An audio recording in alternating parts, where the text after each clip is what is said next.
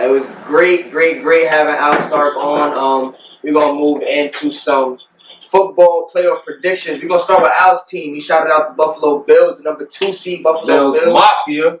Indianapolis Colts traveling to Buffalo. Buffalo is going to have fans at this game, which is new to the season. What about predictions there, guys? I think the Buffalo Bills going to turn the Colts to Buffalo Chicken. It's going to be a smash game. I got my boy Josh Allen throwing for at least 2 touchdowns. I got the Bills defense being stifling. They'll probably score like 20, 24 points. And then the Colts going to score maybe about 14. I don't think it's going to be a competitive game. I think that it's going to be a landslide favor. You said 24-14 is not competitive? That's not going to be competitive. Because they're going to get that 14 like at the end of the game when the scores come up. Oh, so you're saying blow. Okay. Yeah, I hear you. Rob, what you got? What you got going on here in Buffalo? Man, this game's going to be a toss-up, man. This is tough. Toss-up? This is really tough. I think the Colts have a really solid team just all around. And they're one of those teams that, like, if you sleep on, they'll beat you. They got a dynamic running back in Jonathan Taylor. I'm tempted. Wow. The Colts here. Wow, on the road. I really am. But I'm gonna go with the Bills and really think that, you know, what we saw for the last 9 to 10 games is going to continue over to the postseason. But I think it's going to be a close one, John. I don't think it's going to be as 24-14 as you say. Dead ass? I'm gonna chime in and say that the Colts, you know, they were no pushover this year. The Colts are a pretty decent team.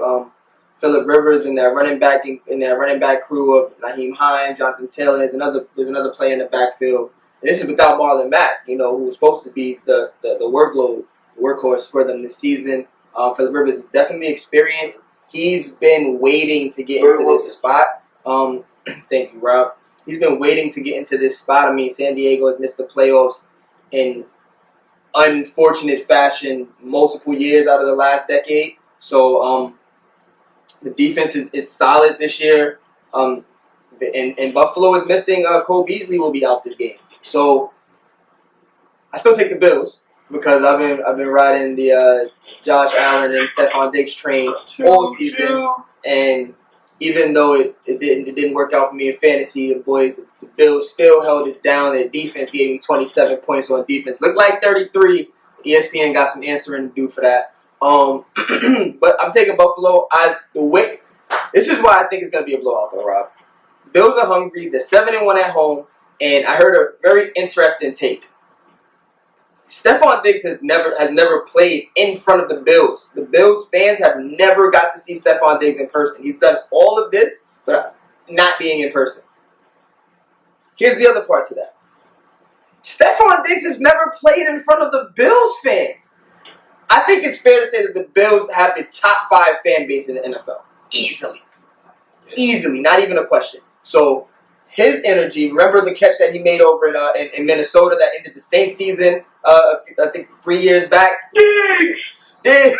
Towards the helmet, though, like, imagine that atmosphere that he's going to be playing in front of. Granted, it's only 7,000 people. It's still going to be lit. If Diggs gets bit, if he gets off early, it's going to be a very long game for the Colts, and I actually expect a lot of Allen to Diggs working this year. So I got Buffalo. My whole thing about this game is that Phillip Rivers is a statue in the pocket. And that Bills front line is something not to mess with. And that secondary, bro, they got different coverage schemes. You got one of the best cornerbacks in the game, and Tre'Davious White. Then you have Poyer, and you got Poyer and those guys back there, bro. I just feel like the Bills are deadly right now. They are, and I think right now they're the best team to challenge the Kansas City Chiefs. But the Chiefs are not playing this weekend. There will be a rematch in the playoffs this weekend of the Baltimore Ravens and Tennessee Titans. Baltimore's on the road. Tennessee is at home. This is a rematch. Baltimore was the number 1 seed. They got a bye week last year, and Tennessee came into Buffalo came into Baltimore and dealt with the Ravens. My squad, my Ravens. I remember vividly we was in the bar talking about woo. We definitely watched this game together, all three of us. It wasn't no woo woo. It was poop poop. Really bad. So I want to start by saying that the Ryan Tannehill slander should probably stop now. Ryan Tannehill has definitely proved himself in the last 2 years. Last year, you could say he was a systems quarterback. And even this year, Derrick Henry ran for 500 more yards, even though he was the rushing leader last year. But Tannehill threw for almost 4,000 yards this year, 33 touchdowns. The emergence of A.J. Brown. Corey Davis has finally come into form. And like we mentioned earlier, they also have the best running back in the league right now. The reason why I'm going to take my Ravens, and not just because I'm a Raven fan, is one, I think Lamar Jackson plays a lot better with the chip on his shoulder, and what better a team to say that, you can't, the narrative has been that we've been waiting for this. We know Lamar Jackson can do all of these extra things in the regular season. Mm-hmm. Can he win in the playoffs? Rob has come at him for that. Other people have come at him for that. And now that's the target on the board right now. What better target than the team that dusted you last year when you were the best team in the NFL? So the Titans have the best running attack, have the best running back in the league. I think the Baltimore Ravens have the best rushing attack.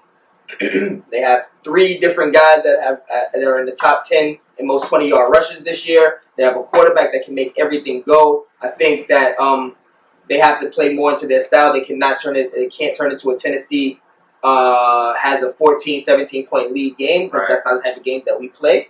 We can play the grounded out rushing in between the trenches game with Tennessee better than anybody else can. So I'm going to take us in a slight victory over Tennessee. Yeah, I'm going to go with the Ravens over Tennessee. I know a hungry dog when I see it, and Lamar Jackson hungry, man. And I think those early shellackings that he was getting earlier this season and those pitfalls, it helped him grow as a quarterback. And now he's I think he kind of has a rhythm on when to pass, when to run, when to throw it downfield. I don't see him hesitating to throw that ball deep anymore. In his last two games, I've seen him fling it with confidence and hit those guys downfield. And I've also seen him run and break plays. So he has now a healthy balance. He has confidence. Last season when they played against the Titans, he didn't have Mark Andrews in the playoffs that game. He has number one receiver, pretty much his number one target in the game. J.K. Dobbins is stepping up along with Ingram. So, and on defense as well, they got that middle linebacker that they've been talking about, and Patrick Queen, and you got Calais Campbell. So I think that if there's any team that has a opportunity to stop or to pause, not even stop, because you can't really stop that man, but to pause Derrick Henry, it would be the Ravens. Yeah, I don't want to be the dead horse here. I'm definitely on the Ravens kind of side right now. I think that they're hungry. They definitely remember the loss that they had last year in the playoffs, and I think Lamar Jackson gets his first playoff W this week. It's going to be a real how well can we. To me, it's a matter of who wins the line of scrimmage. Mm-hmm. And I think that the Ravens are just going to be that much hungrier coming into the game. And the Titans' defense looked bad recently. Man. Right. Not saying the Ravens' defense look great, but the Titans' defense will look really bad. Mm-hmm. So I think that this is going to be a nice matchup for Baltimore and Lamar Jackson to redeem themselves from last year. Absolutely. Last AFC game we have, rematch of last week. Cleveland had to win their way into the playoffs, beating the team that Rob is actually sporting right now, the Pittsburgh Steelers. Pittsburgh is at home now, and they've only lost one game there. Cleveland's coming in. They're missing their head coach. They're missing their superstar receiver. But Baker Mayfield did what he was supposed to this year. I'll leave it at that. Cleveland's also missing a few offensive linemen. But what do we got, guys? Who you got? As much as I hate to admit this, losing your head coach in the playoffs does not bode well for your football team. The preparation is different. There's just a lack. If you lose your head coach, it's a lack of presence, and you need that in your locker room. And for that reason, as well as the other injuries that's plaguing the Browns, I'm going to go with the Pittsburgh Steelers winning this game. And I believe Big Ben and them is going to turn around. Mike Tomlin's a great coach. He always knows how to prepare. And I think that ultimately that pass rush and Big Ben and his receiving core will be able to get back on track. Rob, you want to go? Or want me to step in? Listen, John, let me ask you a question, John. Can I beat you in basketball? No. That ain't good. That's exactly how I feel about the Cleveland Browns and the Pittsburgh Steelers. The Pittsburgh Steelers are a big brother. You can't beat the little brothers. Are not about to win this game in the playoffs when it really counts. Yeah, we about to have a healthy Ben Roethlisberger. We about to have James Conner come back and be productive. And once again, Mike Tomlin, defensive boys, niggas been passionate. They're going to get the job done. Like you said, the loss of Kevin Stefanski is really going to hurt them. Shout out to him. He would be my pick for Coach of the Year. But I don't think that. I think the Cleveland playoff roll ends here.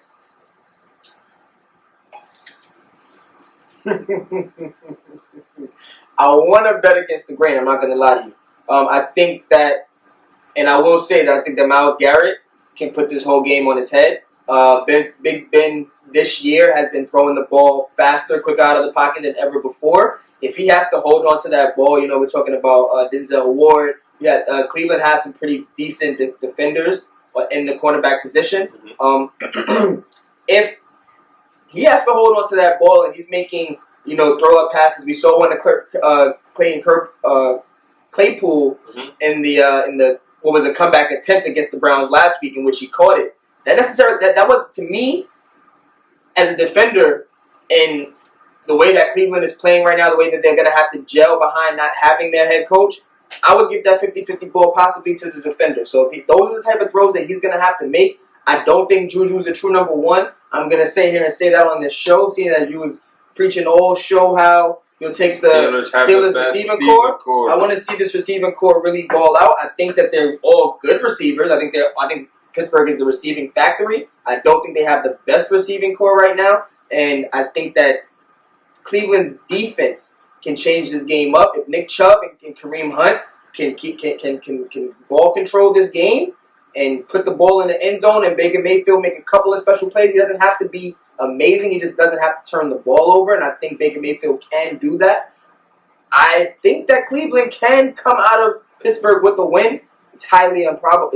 It's not highly improbable, but it is improbable. But for the sake of it, I'll take Cleveland as the underdog in this one. And I also would love to see Pittsburgh out of the playoffs. I would a lot of money on bets if Pittsburgh is exited out of the playoffs before Baltimore Ravens. Ready to pay up, y'all. Let's move over to the NFC right quick while we have some time. New Orleans Saints, who were the 1 seed for majority of the season in the NFC, are now the 2 seed, and they're going to host the Chicago Bears. Do the Bears stand a chance? That's the question here. Do the Bears? No. We got to let Rob chime in on this. The Bears was a playoff team, and they made it. Not the way that he said they would make it, but they made it. Listen, man, Nostradamus be wrong sometimes, but Nostradamus be right when you be wrong. That way. But do the Bears have a chance? Unless Sean Payton says, "Hey, I want to see another New Orleans miracle letdown in the Superdome," the Bears ain't got a chance. Mr. Christie, shout out to you for winning the last couple games.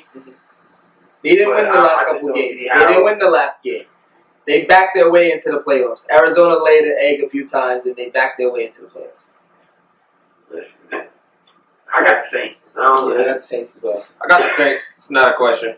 Yeah. I'm going to say right now, though, I'm not a huge believer in the Saints. I'm very curious to see who they play in the second round. Speaking of who they might be playing in the second round, Washington football team. They'll be hosting at 7-9. The Washington football team. Will be hosting who? Will be hosting Tom Brady. And who? The best receiving core. The best receiving core, you said? Yeah. Best receiving core. And they definitely made the playoffs. Somebody said they wasn't going to make the playoffs. Who's that? Who said they wasn't going to make the playoffs? Roberts? They was going to make the playoffs. I can't believe this. Well, Tampa Bay is in the 5 seed. You better be careful what you ask for. They'll be on the road against Washington football team. Washington football team 7-9. Tampa Bay has won 11 games this year. Is there a possibility that Washington can come out of this game with a victory? I actually think. You asking me? Yeah, John. I actually think this is going to be a close game because of the way that Alex Smith plays football. It's mistake free. He's going to frustrate the defense. He's going to do dink down passes. I think that he's going to control the game. But I'm not going against number 12. Mm-hmm. I'm not. We learned. Unless you're a Giants fan. I mean, we came against all odds. You know what I mean? But outside of that, bro, their offense is clicking on all cylinders. My man scored 43 touchdowns at 40-something years old. That's almost unheard of. Only person that's done that before him was Rob's GOAT, which is Peyton Manning. So he's in rarefied air. Said that his arm was going. I've seen this man throw the ball 40 yards down the field easily, hitting targets. The running game is getting better with the transition from Rocco to now Leonard Fournette. Gronk is looking good. Look, man, I got the Bucks. But I think it's going to be by a touchdown or field goal. That's what I got. I got to correct you, John. Peyton Manning was 37 when he threw 55. He wasn't 40 years old. No, he threw over 40 touchdowns up. Right. Yeah. But that being said, as much as I dislike the Tom Brady, it's not even about Tom Brady. I can't pull myself to make that statement and be recorded on here, so I'm going with the Bucs on here. And I just don't see the football team winning. I don't care how conservative Alex Smith is. You're going to need to put points on the board to beat this team. We've seen that in the last few weeks. Me being objective. Listen, Bucs 31-14. See, I'll even take your 31-14, but like I said earlier with the Cleveland and Pittsburgh game, this is wild card weekend, brother, and anything can happen. And these defensive lines can disrupt the whole passing game. Because I don't believe in Washington's secondary at all. I do believe in that front four. That front four with Sweat and the rookie of the year, Chase coming off the corner. You got Payne. This is a serious front four, so they can disrupt this game. I can see it even go. I can see Tom Brady coming back, but I do believe at some point in this game that Washington will have more than a 7-point lead. Can they sustain it? I don't think. I mean, we watched the game against Philly where Philly was trying to throw it, and it seemed like Washington was trying to do everything in their power to give it to Philly. But John's going to jump in on that a little bit later. We got one more football topic. Running out of time. Division matchup.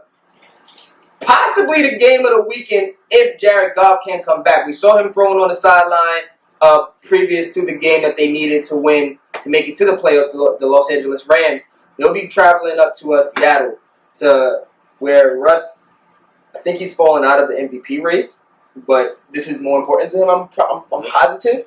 Winning a Super Bowl, being back in this position. What do we got going on here? We got 2 minutes. I'll let Rob go. I'm gonna go real quick. I got the Rams, man. I think Jared Goff, if he comes back, they're definitely going to win. And I do expect him to be in the playoff game. I think the combination of Aaron Donald creating pressure up front and Jalen Ramsey on the outside. Like, the Rams are a really hungry team. I see very similar things out of them that I see out of the Ravens as far as their mindset and wanting to prove themselves again. Mm-hmm. So I'm taking the underdog. I'm going with the Rams in this one. How far Russ is falling? I'm gonna stay in the kitchen and let Russ cook. Listen, man, y'all can say what y'all want to say about Russ. I know that he's a winner. I know that he hasn't played the best football as of late, but I know when it counts the most, that's when his back is against the wall. That's when Russell Wilson comes to play. And with that being said, I think DK Metcalf is waiting to have a historic game. Trust and believe me, he's looking up to this matchup with this Rams defense and to match up with the best cornerback in the game in Jalen Ramsey.